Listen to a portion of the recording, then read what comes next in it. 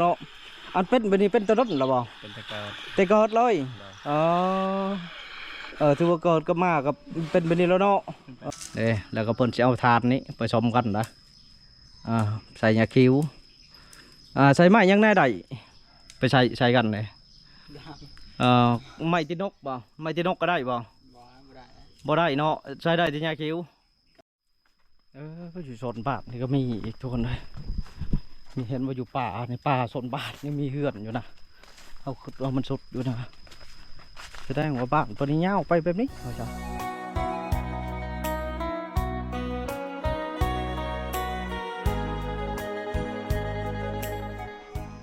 เอากราบทักทายแล้วก็สบายดีบรรทุกทุกคนนะขอยินดีเข้าสู่ซ่องบ้านเราคนวิถีชาวบ้านที่เขาจะเดิมทุกคนเลยตอนนี้ก็กำลังอยู่บ้านกระสกใต้นะบ้านกระสกใต้นี่คือเมืองพารามไซแขวงสวรรณเขตนะตอนนี้เขาก็ชิมาให้ทุกคนเบิ่งวิถีชีวิตกันเป็นอยู่แต่ว่าสิ่งหลักๆก็คือชาวบ้านเป็นประโยชน์ได้ทุกคนเลย ว่าจะพบจะค้นหรือว่าบ่พบเลยก็อาจจะเป็นได้นะทุกคนก็ให้ทุกคนติดตามเบิ่งนำกันอีกทีหนึ่ง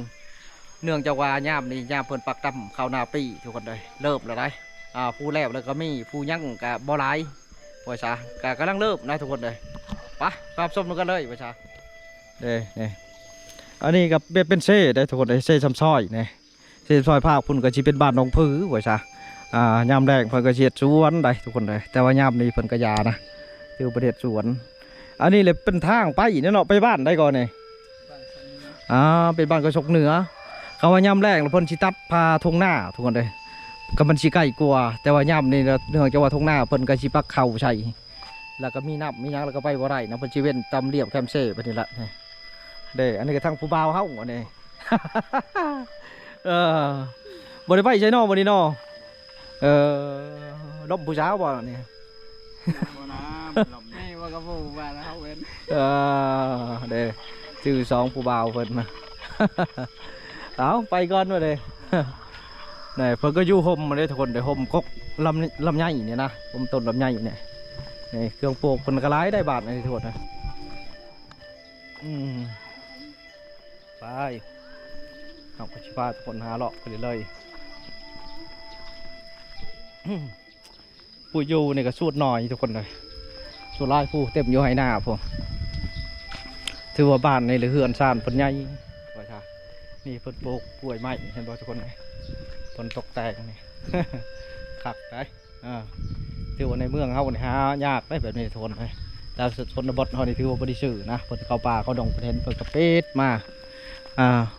ปิดมาแล้วก็มาปลูกไว้ว่าจ้าพอมาเริ่มหายากเลยเฮือนนี่ก็มีคนอยู่แต่ยังไม่ได้ลบทุกคนเลยนี่ไม่ได้ลบเลยเอากระชิเลาะไปนี่ที่ว่าบ้านนี่ก็เป็นบ้านกระชกใต้ทุกคนเรียบแคมเซ่ก็เซ่ซ้ำซ้อยนะเนื่องจากว่าสมัยก่อนสมัยโบราณเพิ่นสิมักปลูกบ้านอยู่ในแคมแม่น้ำว่าซะสะดวกในการหากินหาอยู่เป็นน้ำใสน้ำอาบได้ทุกคนเลยนี่ไปผ้านี่ไม่แล้วได้บ้านที่นี่จะเป็นชนเผ่าบรูทุกคนเลยนะเพิ่งกับทีนี้ละเลี้ยงหัวเลี้ยงควายสัตว์เลี้ยงของเพิ่นเลี้ยงเป็ดเลี้ยงไก่นะครับอาชีพก็เห็ดหน้าเห็ดหน้าปลูกมันช่วงนี้ก็ถือว่าอาหารกันกินกันละหาตำเช่นี่แหละถือว่าพ้นกับตกนี่ก็พออยู่เอานางหน่อยเพียงเลย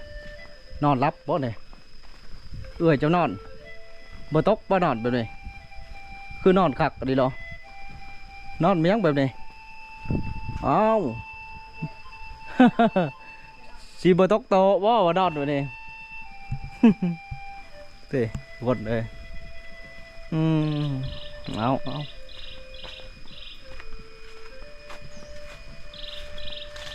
ได้ผู้อยู่เฮือนก็ไม่ผู้ไปก็ไม่นี่คือเฮือนหลังนี่ครับคนแต่บ้านเฮาก็ได้มาเอาผัวอยู่นี่ว่าซะสบายดีโอ้ไก่ต่อไปได้ทุกคนเลยอันนี้คือไก่ต่อบ้านสวนมีคนอยู่ปะดิบ่มีคนอยู่ทุกคนเลยใช่ไหม พี่อยู่ห้องน้ำพี่บ้านสวนเฮลโลกูดมอร์นิ่ง เด้คนบาดเฮาเฮ็ดหยังชักเครื่องอันนี้คนบ้านเฮาอันนี้ชักเครื่องผัวได้เพชรงานคือเก่าบ่ผัวนี่ บ่ไปตำมันนะตำขี้ อยู่ไสเอ้าขนมกินบ่ขนม เอามานะ มาผัวยาเลยเหตุงาน ฮะ ยาเลยเหตุงาน น้ำอื่นได้สิบ่ พักบัดนี้หั่น อาบน้ำปะ กินบ่หลายเป็นหวัดเอามีห้องน้ำเรียบร้อยทุกคนเลยดำหน้าหรอบ่ บ่ได้ดำมันหน้าหวาน เห็นหน้าบ้านสบายเนาะโอ้เฮือนเพิ่นก็อยู่หน้าเพิ่นทุกคนเลยนี่เพิ่นนี่หาเต็มตารางเนาะเพิ่นนี่ก็ได้เพิ่นเอาไว้ดังแล้วไว้ดังย่ำปนนี่แหละทุกคนเลยนี่นี่คือเพิ่นน่ะเพิ่นหาเอาแถวป่าแถวหัวไห้ไปหน้าเนี่ยทุกคนเลยชีพหลักเห็นหน้าก็คือแต่ละเฮือนต้องมีรถไถทุกคนเลยเพิ่นว่ามันมัดสมัย มัดสมัยงัวควายนะแต่ก่อนนะเพิ่นจะเอางัวเอาควายไถหน้าพ่อจ้าแล้วช่วงนี้นะเพิ่นยาเอารถไถอีกนะโอ้เพิ่นเจาะในตารางเล่าหรือว่าไง บัดเวลามันประเภทต้องรอมีปัญหาดิชิดึงขึ้นในไร้ถอน ได้หามเล่าออกอีกแล้วนี่ มองนี่อยู่ท้องพวกเพิ่นใส่นกแอ่นด้วยฮะมีห้องโอ้โหคันเบ็ดบางใหญ่นี่คันเบ็ดปลาคึกนี่ทุกคนเลยจะเป็นคันชีแมนนะเรียกว่า คันสายนำมันว่าต้องใช้คันสายนำพอนำในเพิ่นสิได้ขึ้นแต่นี่ได้แต่เซ่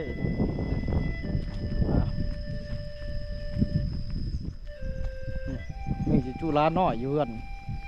เจ้าอยู่เผาเฮือนหนูนางเนาะอยู่เผาเฮือนดำหน้าหรือเปล่ามีตู้ได้น้อยไว้พังเห็นบ่เฮือนเขาจะอัดสางป้าบังมีนี่เนาะเริ่มสุกแล้วนี่เห็นบ่โซนตัวยูตัวยอนเอาเลาะไปเรื่อยๆทุกคนเลยให้ทุกคนได้เบิ่งว่าใช่เบิ่งบ้านเพิ่นนี่แหละ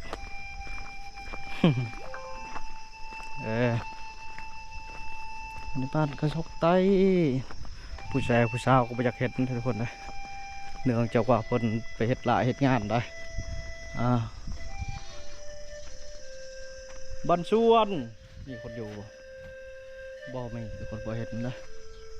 เงียบนี่เลยยังเงียบนะนั่นเห็ดยังกันนะพุทธจีรอหนักหน่อยอยู่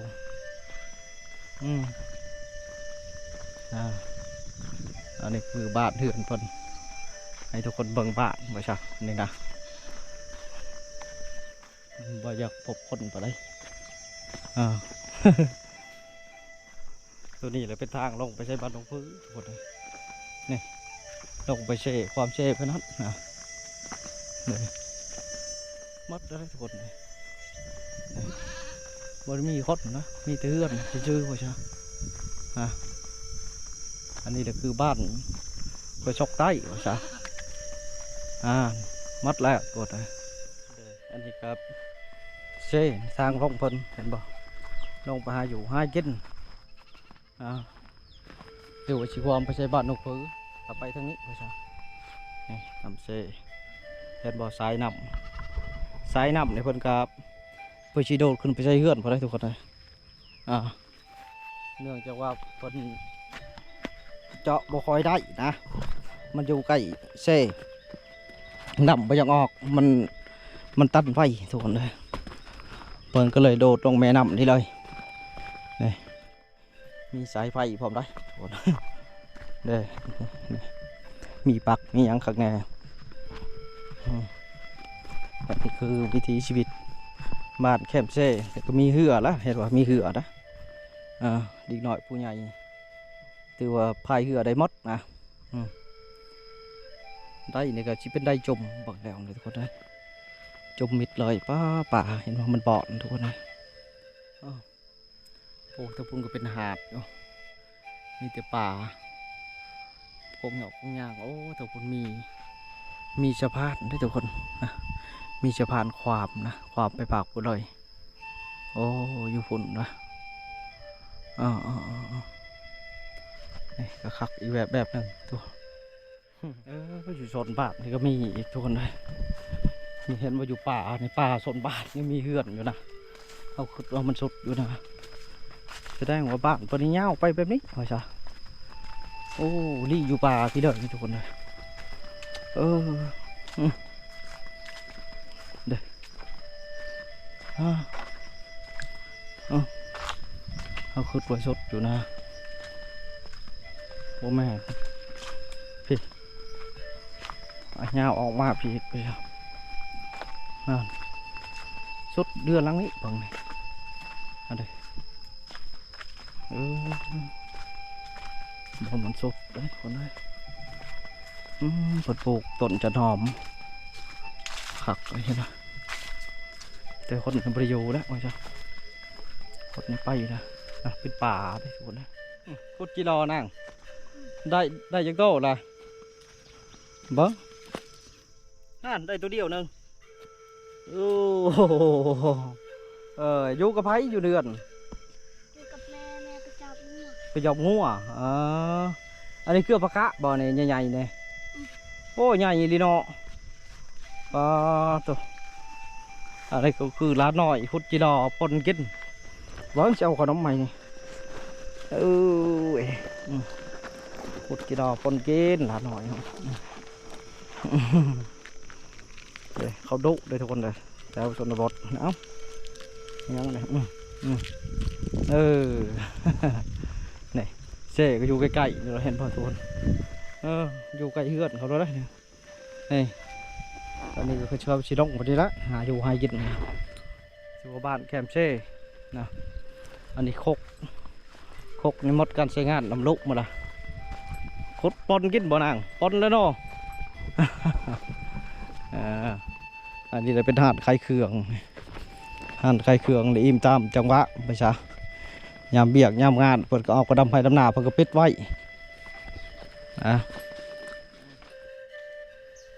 หลอกไปทางพี่ก่อนเห็นผู้บ่าวคนเห็นเทียดยังผู้บ่าวหายิงนกกระเจ็บบ่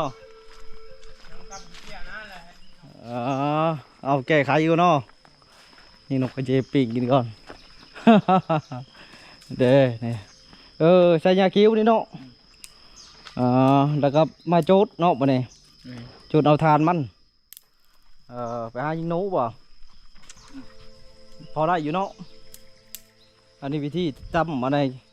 ดินปืนทุกคนเลยดูว่าขี้เจียขี้มือขี้เจียได้อันนี้มียังมันอันนี้ขาวๆนี่กระโตอันนั้นมันตีตัวอื่นเรามียังก็มาดโบเมนมาดซื่นกันมาดและกรรมฐานฮัดเหมือนใช่เป็นสีเหลืองอันนี้สีขาวนี่เป็นซื่นและสีตั้มสีกันกับอันนั้นกับกรรมฐานฮัดทุกคนเลยแล้วก็เพิ่นจะเอาทานนี้ผสมกันนะใส่ยาคิ้วใส่ไม้ยังแน่ได้ไปใส่กันเลยไม้ตีนกบ่ไม้ตีนกก็ได้บ่บ่ได้เนาะใช้ได้ที่ยาคิ้วได้เขาตัวเครือแค่นั้นใส่ได้เครือเขาร้องหมดแม่นตีอันนี้คือโซดทุกคนเลยผู้ตำเป็นทุกคนได้ทุกคนเลยจึงตำได้อันนี้ครับแบบผู้ตำบ่เป็นนี่กับโจดมันก็ไม่อยู่แต่ว่ามันบ่แห้งนะมันสียิงชัดบ่ถึกทุกคนเลยอันนี้คือผู้ปัญญาถือว่าความชำนาญนะการใส่หาอยู่หากินนี่แหละทุกคนได้เมียหรือเปล่าได้แล้วเอาเมียได้ชักุบ่ตองแม่เดี๋ยวเฉพาะเมียแต่ว่าไปตำขี้เจี๊ยบผู้ว่าหัวยังเงียบเนาะในบ้านเนาะเดี๋ยวนี้เนาะผู้เช้าก็ไม่บ่อย ไม่นะ บ่มีเนาะผู้สาวหมดเอ้าหมดแล้วเนาะแล้ว ขายขาดดีเลยชาวบ้านเนี่ย เออเฮ้ยมองก็ไม่เนาะโอ้ใช้มองก็ทึกอยู่บ่แถวเช่นี่อันนี้อุปกรณ์การหากินทุกคนเลยนี่มีมองมีแหโอ้แหนี่ก็แบบนี้เนาะแหเอ็ดเนาะโอ้เดี๋ยวทุกคนนะแหเอ็ดอันนี้ชื่อเอาหมดเลยเนาะดูชานเด้งอ๋อคือว่ามาเป็นเรียบร้อยทุกคนเลยชื่อเอานะอันนี้ก็ตัวตองป้านี่ละนี่ปัญญามพดนี่ก็โอ้อุปกรณ์การหากินหลายเนาะเลือดนังนี่นะท่าสีแดงทักแดง แต่ก็มีต้นดอกไม้ปลูกเห็นปะปลูกงามเห็นปะทางบันไดขึ้นกลับมาบอนเก่าป๊อปอันนี้ น้องน้อยป๊อปเพื่อนกลับที่เลยพังวิทยุเห็นบอกทุกคนบรรยากาศบ้านชนบทเฮาเด้กลับฮอดบอลเก่าแล้วนะยังนั่งมึงเก่าเนาะ อันนั้นติงชื่อเขาสัมภาษณ์โตชื่ออะไรก่อนเคเนาะอันเคชื่อแต่เก่าแต่ดำเห็นบ่อันนั้นติงขออนุญาตขอโทษโตเนาะอันเป็นแบบนี้เป็นตะดดหรอบ่เป็นแต่เกิดเลยถือว่าเกิดก็มากับเป็นแบบนี้แล้วเนาะเป็นคางหนึ่งเนาะบ้านในข้อนี่เลยแต่เกิดคือกันก็ถือว่ายางไปได้เนาะเคยอันนี้แหละอันนี้แค่ต้นนี้ได้อันนี้เกิดได้จ้ะเป็นแต่ก็อันนี้อะไรยัดวันนาถึกยังบ่แม่นเนาะเนี่ยอะไรเปิ่นกายางไปได้ก็สบายใส่มากระเท่าครั้งหนึ่งเนาะก็ถือว่ายางไปเรื่อยๆไปซะผู้เช้านี่ได้ไปหายอกอยู่บ่อยบอกหยอกเขาเนาะและบางทีกับผู้เช้าไม่ห่างนางไม้ไปซะแน่เนาะปัตตนานี่ไปซะคนก็ผู้สาวไม่ห่างก็อยากได้แล้วผู้คนก็ได้อยากได้วัยรุ่นนุ่มๆแน่พอเราซะบางทีก็เป็นไปได้เนาะเพราะว่าคู่มือนี่มันสเปคคนบ่คือกันไปซะผู้หนึ่งมักแนวหนึ่งผู้หนึ่งมักแนวหนึ่งเขาบ่ได้มักแนวเดียวได้ไปซะอันนี้คือว่าเป็นวันนี้ทุกคนเลยก็ถือว่าเพิ่นนี่ครับเป็นหมู่เพื่อนของยูทูบเบอร์ครับนะกับทีมงานครับวันนี้ละไปซะมาชุก่อนก็เบาจึกแน่ในเบาจึกกับยาห่างหายไปเลย หมู่เบาจึกเฮกเลอร์อันนี้นะทุกคนเลยเบาจึกมาทายหาปู่หาป้านี่ก็มานี่ละหาเพิ่นนี่ละทุกคนเลยเป็นหมู่เดียวใช่เอาก็ถือว่าคลิปของเขาเดินเท่านี้ก็ชิกาบลาพี่ลาดอกนะทุกคนเลยพบกันอีกคลิปหน้าคลิปนี้ขอว่าสวัสดีบ๊ายบาย